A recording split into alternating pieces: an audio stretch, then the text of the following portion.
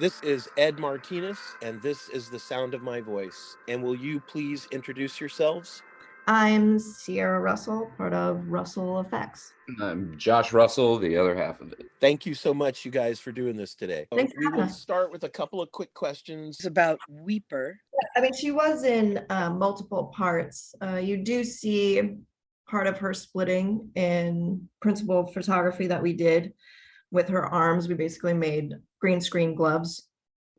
And then we also had puppeted arms as well. But that was just to get her started and started to do the full effect of this kind of crazy, we called it the wheelbarrow effect, which kind of spiders her out. All of her limbs kind of split into parts by her Leviathan tech that splits her apart into this crazy, fast moving kind of spider-like creature, which we were extremely excited to do, but of course, time-wise, we couldn't. But we did start all of her the beginnings basically, and part of the puppet head as well that was going to be a part of the spider at the end of it. Josh, you want to add more to that?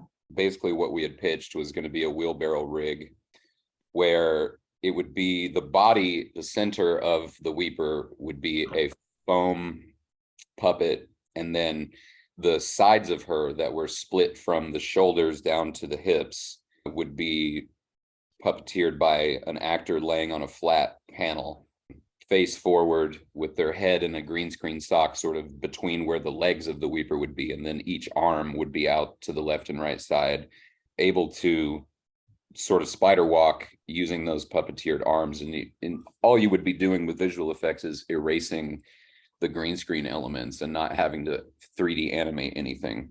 We got about 80% of the way through building the whole thing for Weeper before they just pulled the plug on it for time. The whole last sequence with the Cenobites entering the mansion sort of got rearranged a handful of times.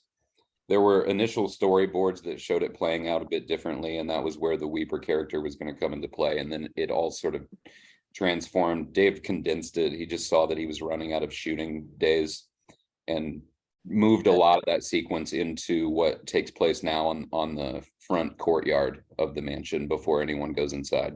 Yeah, it just got truncated, and we were all a bit disheartened about it. One of the effects that we were most excited for before we were ever even hired, but it was a huge undertaking for sure. It's the most Cenobites in any of the whole series. And when we first spoke to you, our first interview was before the movie was released, I think. And since then, we've seen that Mask has become like a strange fan favorite. Everyone points to that character. He's barely in the thing, but everyone loves him. I think that's also, it's one of those things whenever you do kind of watch these, a movie with a creature, a character, the less you see, the more you want it, Now, let's talk about the destruction of Chatterer. When we did our first interview, Nina hadn't seen the film. I hadn't heard the film. I had no idea. We had no idea that Chatterer would die. And then it was like, what? What just happened? Tell us about that. So essentially, I mean, there were a few ideas bounced around. Dave was concerned about budget and really not wanting it to be a visual effect.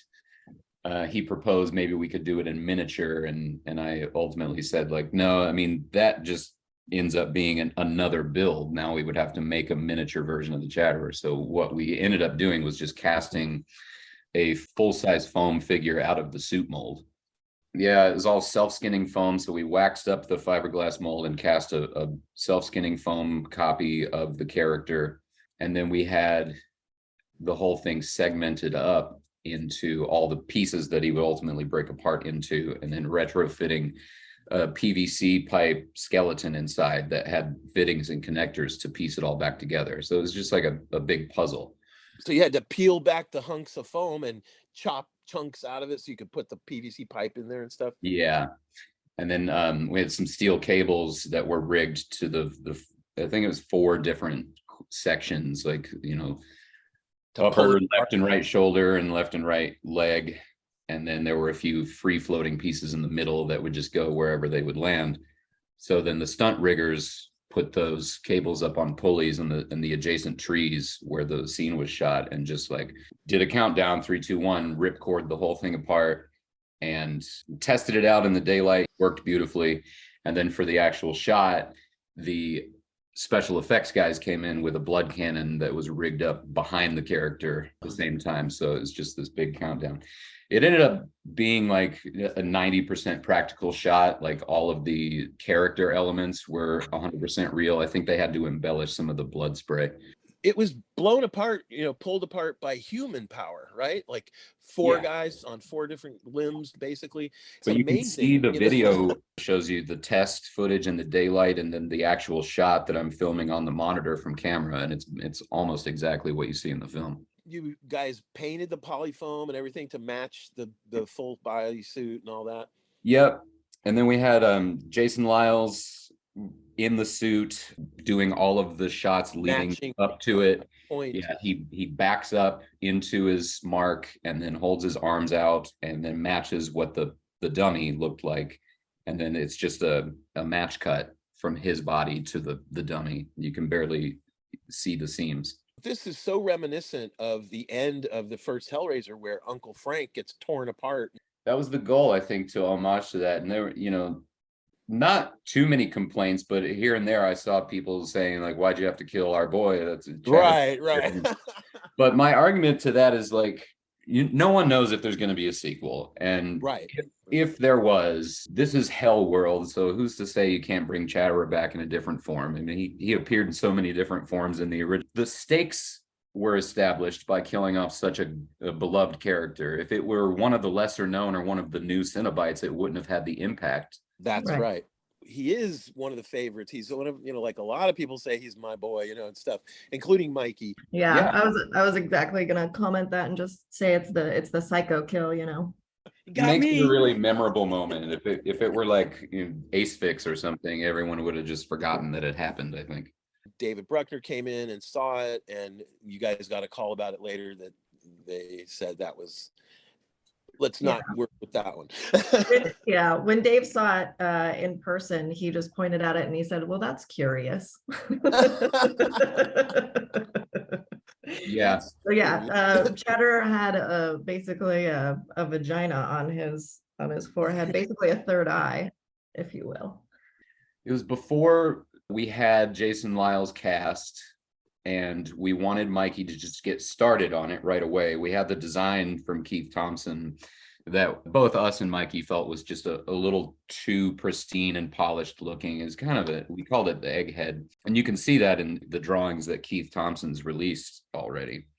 So Mikey swung really far in the other direction and made it really monstrous. It had these really kind of long horse-like teeth, and the neck was much longer than would be physically possible with any kind of character. But since it was just a concept bust, it was meant to sort of spark Dave and the producers' imaginations and like what else we could do with the character away from the design. And yeah, on first impression, when Dave looked at it, he didn't say a lot on the spot except for what Sierra said. Oh, that's curious. And later he called me. It's too much. It's just too much monster. We can't go that far. It's too much. They need to be really clean and pristine looking. And he was telling me all the mythology. I'm like, okay, sure. Okay. So by that point, we had Jason Liles cast, and we were able to get a copy of his head cast we borrowed a mold from Vincent Van Dyke. And I just had Mikey do a one-to-one version of the design. I showed it to Dave and he goes, oh my God, Josh, you're right. We need to make it more of a monster. I like the other one. I like the other one better.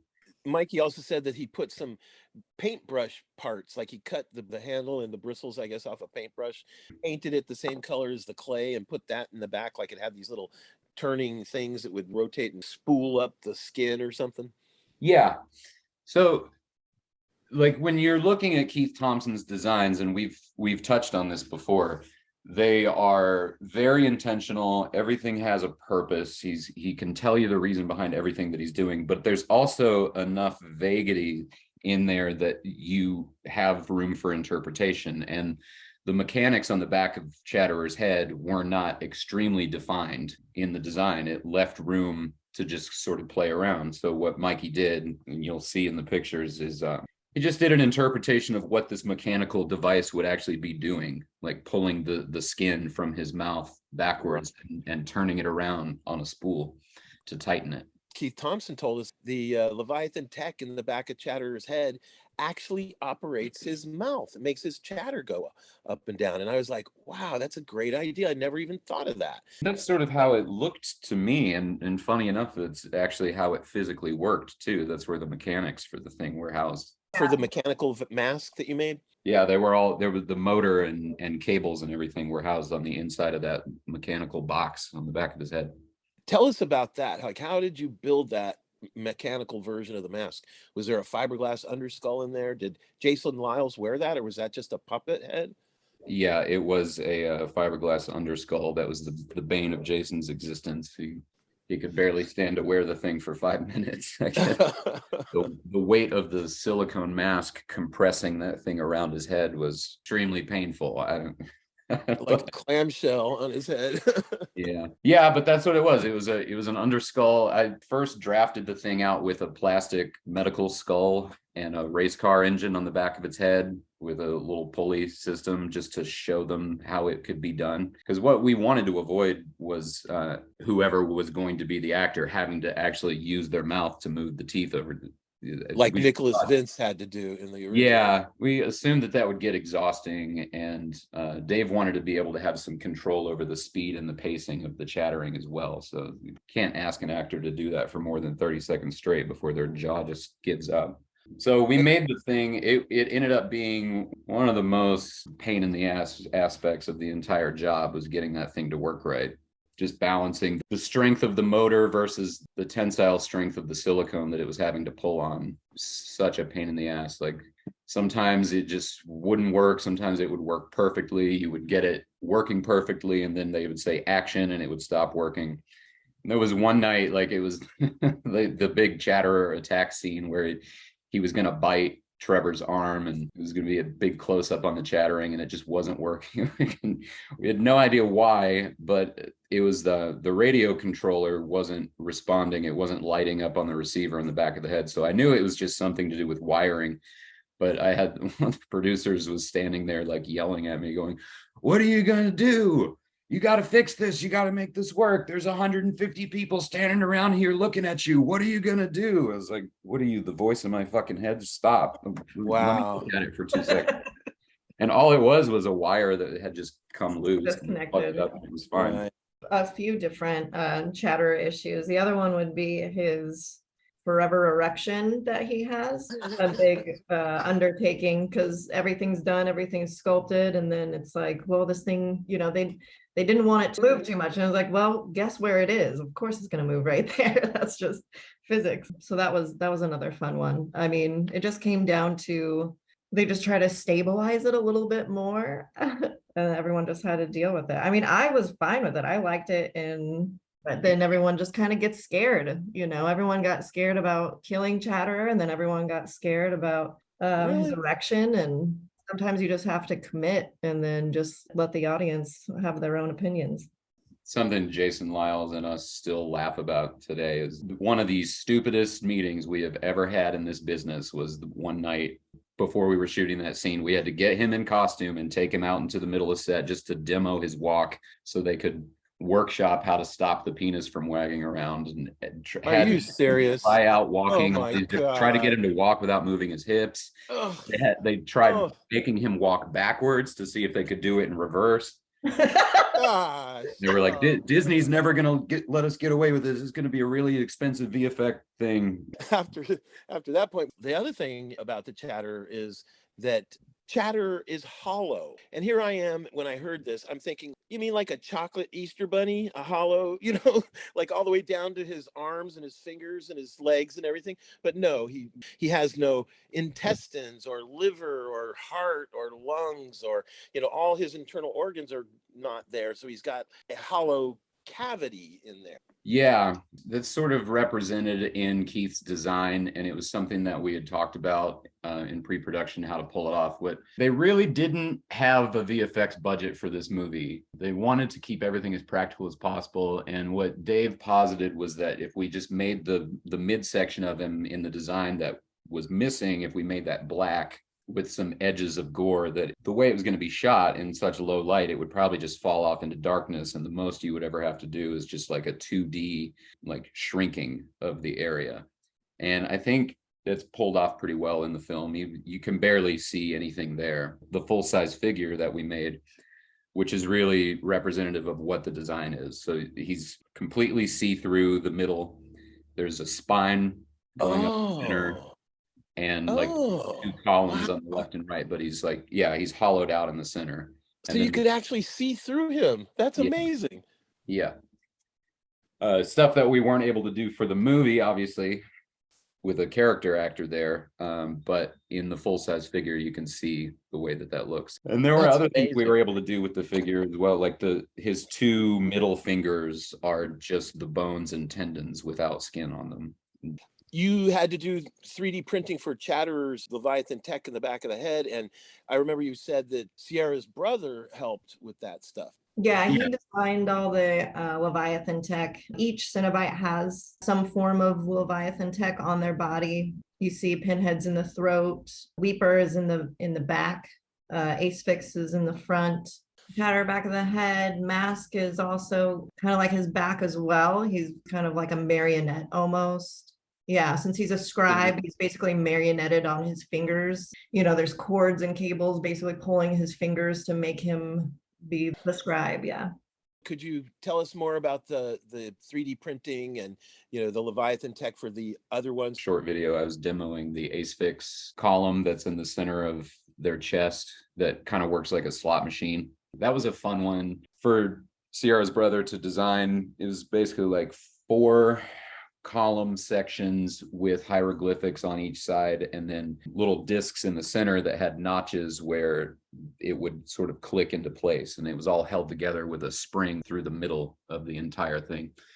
So you could spin each one independently, and then when Asphyx breaks loose towards the end of the film and kind of goes crazy, the wires that are strung through the center of that thing pull apart, and the different sections of it spin independently. Well, it's just really nice, all those details. And even if you don't necessarily see them in a movie, I don't know, it just, I feel like it helps build more of the lore. Yeah, it builds exactly. It builds the world. You know, Keith Thompson kept calling it world building. Like I'm saying about how he has a reason for everything in the designs, like nothing is just put there because it looks cool.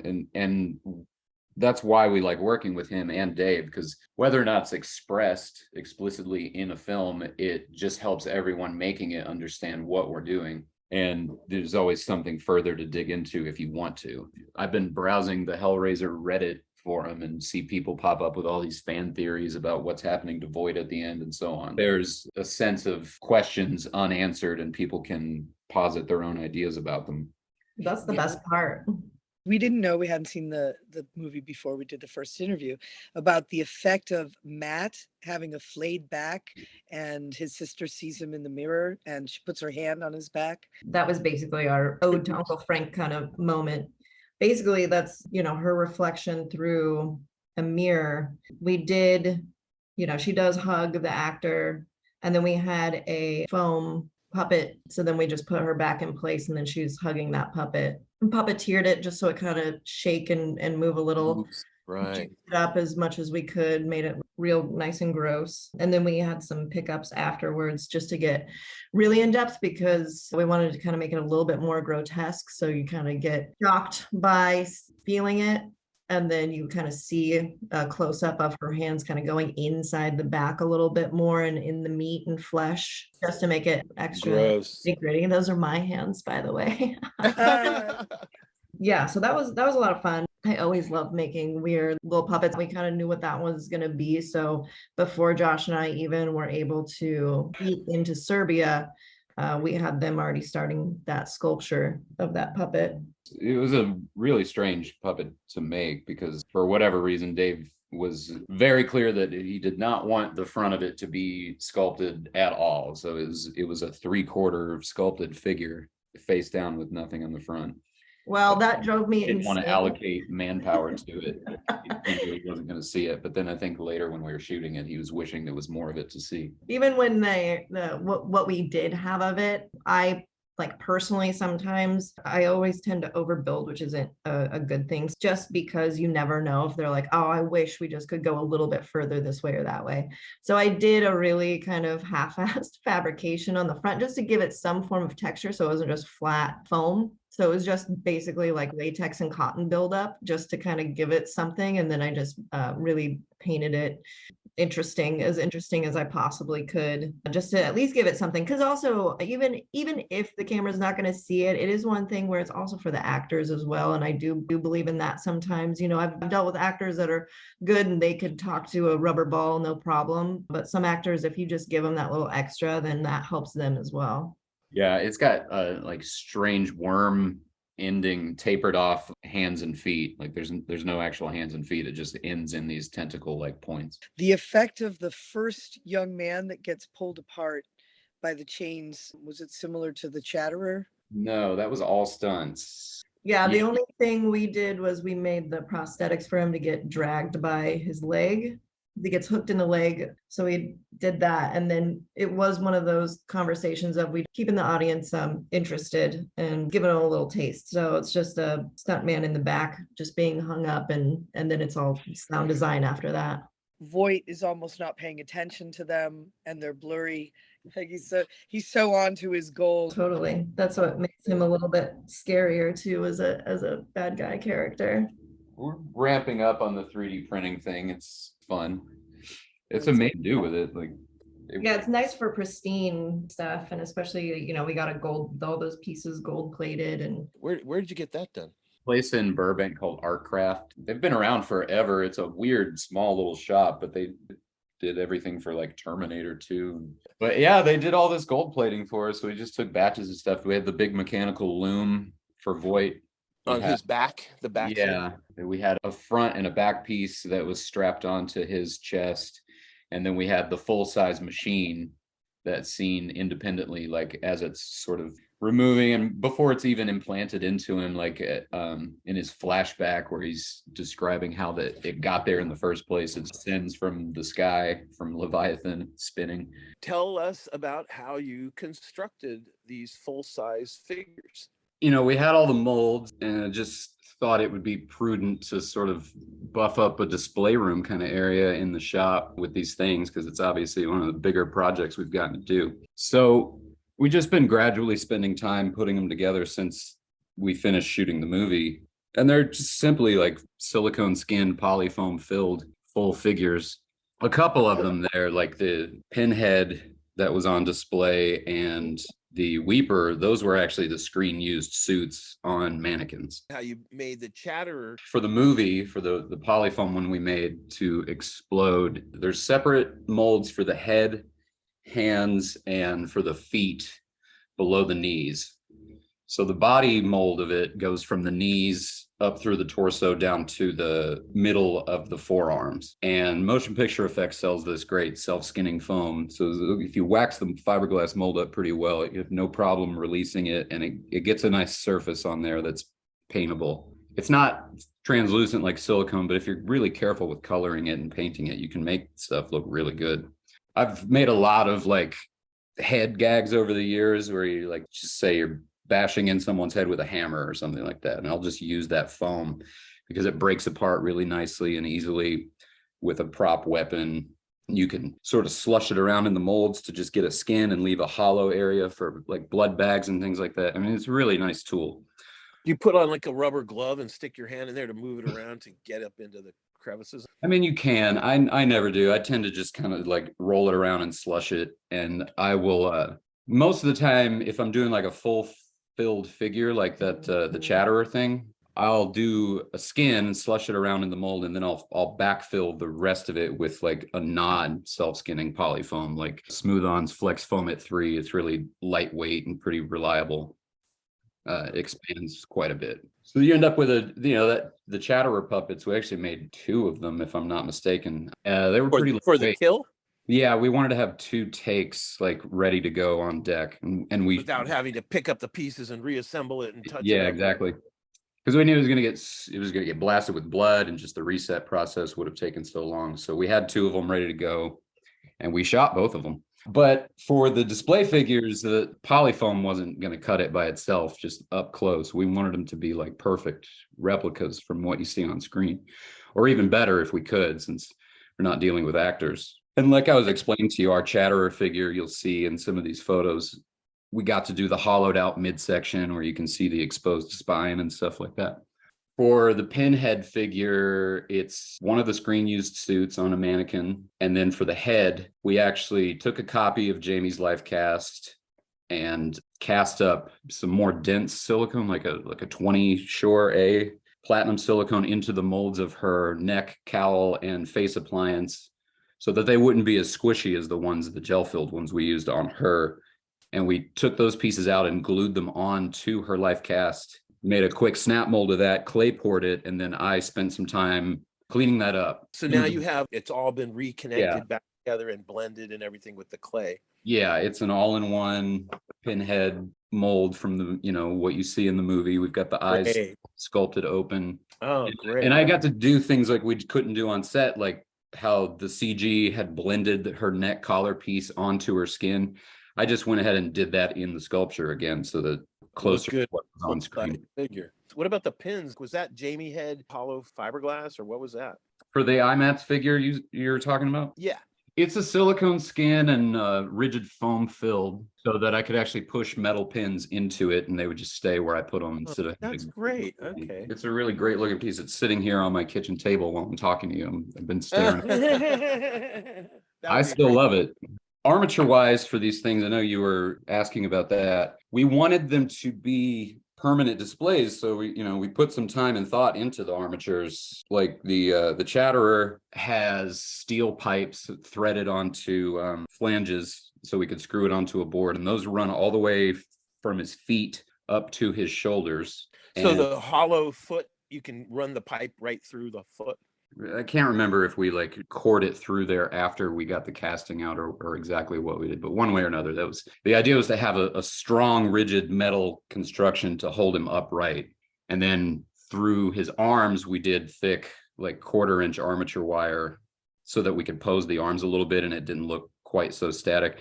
The way it's displayed at IMATS, it is very much static looking, because if you bend his elbows too much, that you get a little wrinkling and things like that. But I wanted to have the ability to move him around, change the display up over time if I wanted to. And we've got the same armature going through the head if we wanted to have him look in a different direction. He's got it in the fingers. So yeah, I just wanted to have a little bit of versatility to it. And then, so he's basically a big polyfoam stop motion puppet with armature wire inside. Yeah. What about the Leviathan tech on him? We just positioned the figures like up against a backdrop, so no one could really walk around and look at the backsides of all of the backsides of the figures. Currently have like issues we don't want to be dealing with, because like the Asphyx has probably the most complicated of all of that stuff, and it's gonna be a pain in the ass to make a new copy of it. And the one that was used in the movie got pretty damaged. It's sitting on there currently on his back, but we didn't let anyone walk around to see what it looked like from the back. The gold piece that is held in the center of Asphyx's chest, that was also the screen used piece. We ran wires around the back of it. And then the way we displayed it at IMATS was without the skin hood, the way it's seen throughout most of the movie. You only get a glimpse at the end when the character gets trapped in the gate and the skin rips away. You get to see this beautiful looking creature puppet that we made. It's almost a blink and you'll miss it moment in the movie. So we just wanted to show off that sculpture. No one was ever going to get to examine that very closely. There's a nice shot in that issue of Fangoria magazine of the sculpture. And the armature for that one was a little more complicated. We took like metal conduit, like electrical conduit that was more pliable than steel threaded pipe. So we could take it in sections and bend joints into it. We wanted to position the character in sort of the crouch type of asphyxiated stance that you see it in the movie. So it didn't just look like it was cast straight out of the molds. So we did that and then connected it to pipe and flange on the feet just to stand it up. But then throughout its body, we have the arms bent up into its position. The knees are bent. It's like a crouch kind of thing. And the head is tilted backwards, to make it look dynamic. Both the Asphyx and the Chatterer displays have platinum silicone skins. It's like Mold Star 20T. It'll be a long-lasting display that won't deteriorate and fall apart, and it's painted really nice, just like it looks in the movie. Yeah, they're all silicone skinned figures. And so the silicone paint was used on those too, like the AB silicone mixture with pigment. Yeah, we wanted them to look really good. I mean, when we bent the arms and stuff into position and when we attached the head to Yeah, it, you don't want it to crack and stuff. yeah, we did a lot of patching and seaming to get rid of wrinkles. We'd cut things away and then repatch over them so that it looked organic. I mean, I'm really proud of them. We also did Voight. We took the mold from the movie and cast up a new version of that with an armature to hold him rigid. The ultimate plan is to have that one hung up over the top of the iron gated doors at the back of the shop. We still owe doing ones for Mask, Mother, and Gasp. What I'm probably going to do with Mother and Mask is use those screen used suits on the mannequin cores that the suits were cast on, because it's just the easiest way to get that together. Are those cores fiberglass? Yeah, or they're really like shitty plastic mannequins that were sourced in Serbia. Okay, I'll yeah, see how you they told me look. about that mannequin store. But the other thing is we don't have a face for Mother. We never had a reason to life cast that actress. So I'm going to have to figure out what I want to do with that. I've got a friend of ours that's a candidate for maybe being that face. That'll be an undertaking. And then Mask would be pretty straightforward, but we would have to figure out how to create some hands and feet for him since those were makeups. And then Gasp is going to be by far the hardest one. Maybe we're still good friends with the actress Selina Lowe, and I'm playing around with the idea of just having her come over here and body casting her in some kind of a position, because I really have no way to display that unless I can source some kind of a mannequin that's in her size, looks interesting enough. I don't want it to be a static prone pose. So the odds of that are pretty low because she is a very tiny person. But we do have her head cast, the mold for that. So we'll be able to make it look good. It's just figuring out the body form to put it on. I've been saving that one for later. For the Voight, how did you do his body? Were all those pieces the ones from the film? I think in our first interview, I went in depth about the way that we had done that effect. We have two different molds, and one of them is like his body with all of the skin flaps missing and the muscle tissue exposed, and then all of the skin flaps themselves that closed up those seams ended up being molded separately. So this time, that's what we did. We cast a new silicone figure out of that mold and then refabricated all of the skin flaps to be pulled off. Embedded a bunch of fabric in there so that it can actually be pulled. When we get it hoisted up on the wall, we're going to pull those pieces of skin a lot further out than it ended up being in the movie. Just make it a little more grotesque than it actually was. Because it's stretchy and you have the fabric in there for strength. Yeah. How was the armature for that one done? So since that's a 3/4 body mold laying flat on a table, it's open in the back. That was one of the easiest ones to do. Brush up the silicone skin, and then we could lay our armature inside of it, suspend it a little bit before the polyfoam filling. We had to have separate hands and feet to go with it and patch those on there. But we had, I think his is just a PVC skeleton because he's just shaped like Jesus on a cross, you know? So it's kind of open in the back where you can put some hooks and wires and things. Yeah, we've got embedded steel cable in there ready to strap him up. So if there is a sequel, you know, we'll maybe see Voight again, you know. Fingers crossed again. I'm for it. As much as it was like a stressful, insane job, I'm a masochist and I'll do it again. You're either doing it because you're a fan and you love it, or you're doing it because your ego's too big and you're gonna try and make money off of it. Well, that's like the hope, is to also kind of keep makeup effects alive in these ways, and keep it interesting and not just straight makeups, but other kind of gags and tricks and magic. The magic part Hail, you're preaching to the converted. Practical effects all the way. Thank you so much for taking some time on your Sunday. No, thank you, Ed and Nina. You guys are wonderful. Thank you so much.